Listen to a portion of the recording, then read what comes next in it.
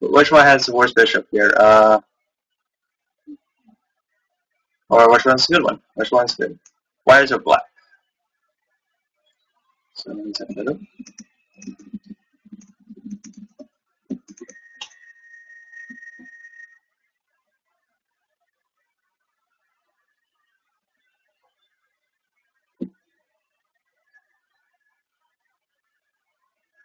Give me a time to think.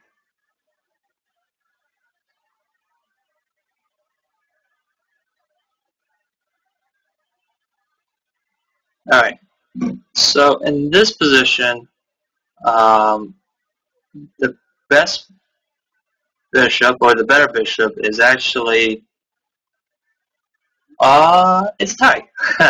It's almost like a trick question. It depends on how active the players will, place their bishops. Well, let's put it this way. A broader question would be who has the advantage.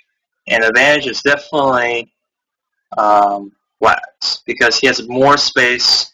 Look at these pawns, 1, 2, 3, controlling almost every square on this fourth rank, and also blocking the bishop from coming in.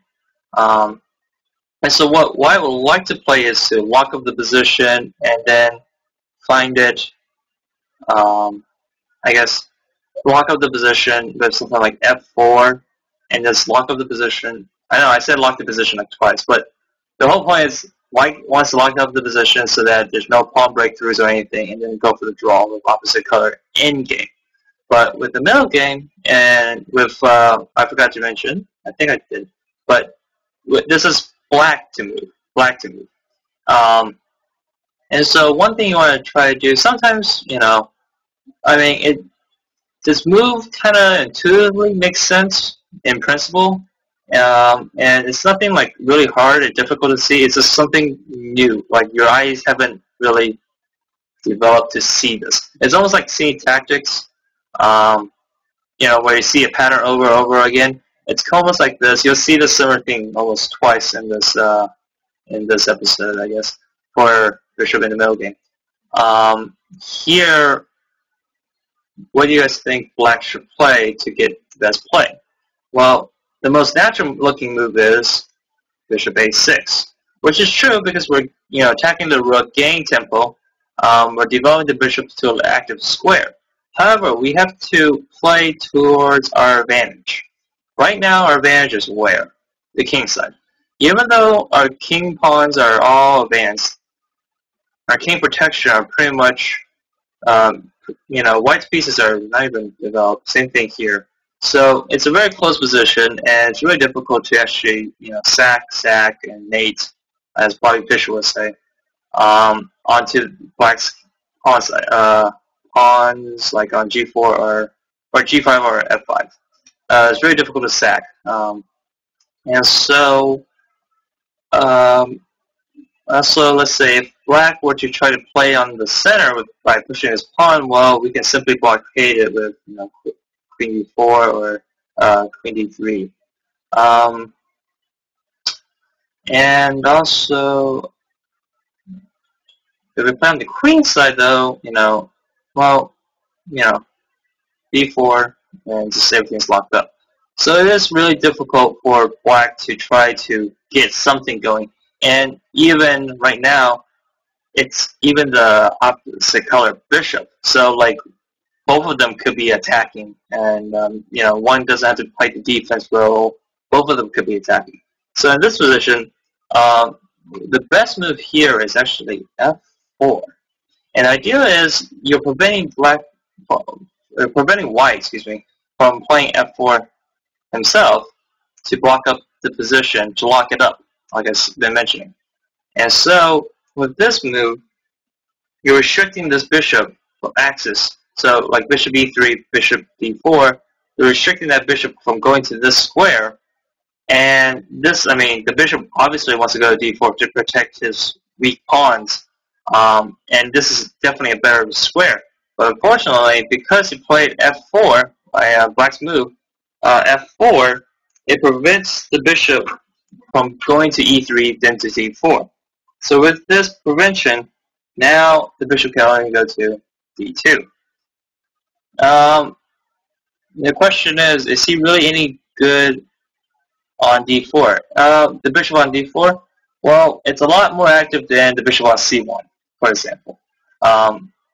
It's definitely not attacking, and we pointed out that black definitely has the advantage here. The question is, how do we play towards advantage? That's a good question. This route, you're restricting this bishop even more. Do you remember the previous position where the light square bishop on white? White's bishop was restricted by his own pawns on a2 and c2, and also black's pawn on e6. So that scope of the bishop is limited further. And so here, white is limiting his bishop on dark squares, like so. So most of the pieces are dark squares. And what we could do is to help further limit the scope of the bishop by playing f4. Yeah, this bishop is useless. It's because it's being blocked, and so we were trying to make it. We're trying to have the better minor piece, even though it's opposite bishops. It's not the end game; it's the middle game. And so with f4, it further limits that bishop to a more. C2 or C1 is not any better than D2, other than it allows the rooks to, see each other, protect each other, and then probably move towards the center. Other than that, really D2 doesn't really do as much. Then our bishop move, bishop A6, which is a lot better because, well, we gain tempo. And so after rook at B1, we play rook B8. So we have this very half-open B file, which is nice. Queen c4 is coming to prevent and maybe lock up rook b3 probably. So queen c4, bishop c4, excuse me, and then rook b3, and then maybe just pile on the queen side. But we said that we don't really want to play on the queen side because the bishop can lock up this position by simply moving the queen to d4, then bishop c3, and then locks up this position. And so we want to play towards the king side. So this rook b8 move is not really going for the pawn on white's pawns on the queen side. It's actually preparing rook b7 and then rook g7 in the future, i.e. going towards the king side, playing everything on the king side. We technically have every piece on the board attacking the king side. The bishop on a6, the rook. We need our queen to maybe go to e8 and h6 or something. H5 or g6. So that's the plan. So after rook b8, since this is a closed position, we can do whatever we want almost. We have their best setup, and then we start attacking. So we want to move our rooks and queens and bishops, all our pieces, into the best squares. But like if it was in a very, very open position, however, you don't have the luxury of time to prepare everything, where every move is pretty much critical. And so after queen d4, bishop c4, bishop c3, like I said, blocking up the queen side, queen e8, so going on light squares and then going to g6 probably, queen d1, rook b7, a4, queen b6. Alright, the question is, can white try to force the queen side open?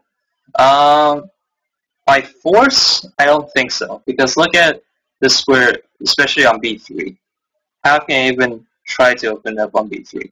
In addition, how can he even, if he pushes on b4 and then tries for a b5 push, there's 1, 2, 3 people attacking this b5 square already. And I can probably even add a fourth one by playing a6. And so this b5 push is not going to happen anytime soon.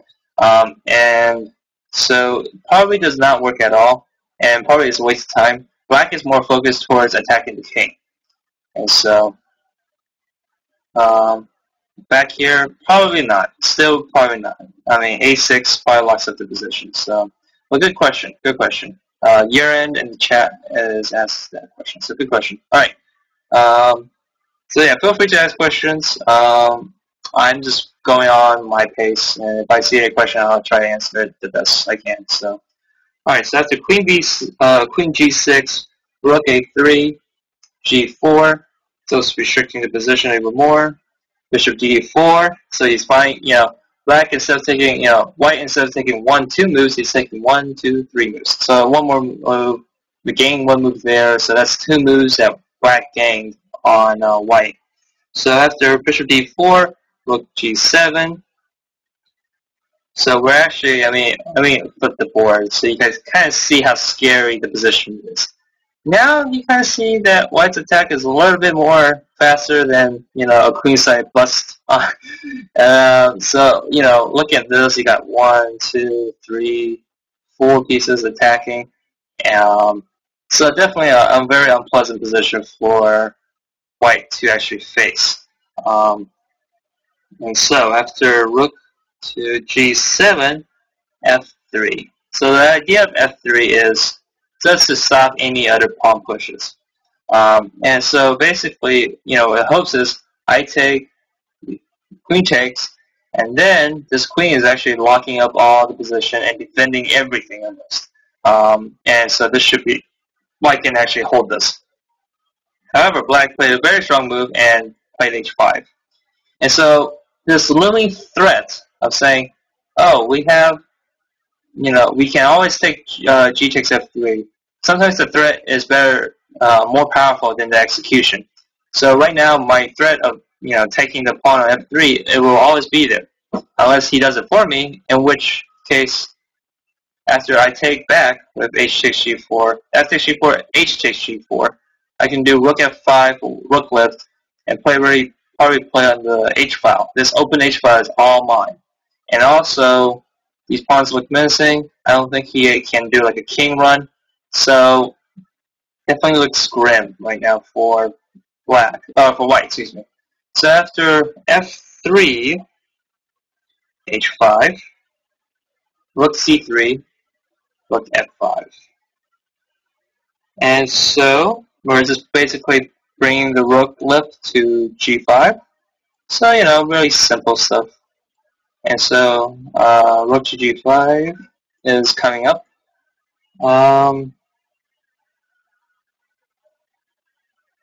Alright, so the question is, what if he plays maybe queen c2 to maybe trade off the queens, Here in this case, it's a really difficult mating net to see, but if you can see it, then you can definitely figure out that looking at this piece on d4 is hanging, this rook on e1 is hanging, this queen is also almost hanging. Definitely a very unpleasant position. And so after queen c2, queen takes this, should win, I think. Let me see here. Bishop a6. I might have, let me see here. ft1. I'm just checking the notations are correct right now. So rook c3, rook f5. So black played king h1. White played rook g5, b3, bishop a6. Notice our bishop is outside the pawn chain, so therefore it has a lot more control of squares versus the bishop on d4. So after bishop a6, rook g1. Finally, after g takes f3, we have 3 pieces on this queen. Three pieces on g2. Actually, 4 if you can count this one. But after queen takes f3, what's the move? It's obvious. Queen to e4. The idea is to bring the bishop to d3 as quickly as possible. So after queen to e4, queen f2, queen f5, bishop d3. Oh wait, queen f5, queen f2. I'm short one move here. Right. Oh yeah, here. Bishop d3, e4, queen f5. There we go. e5, and then bishop e4. So now we pretty much have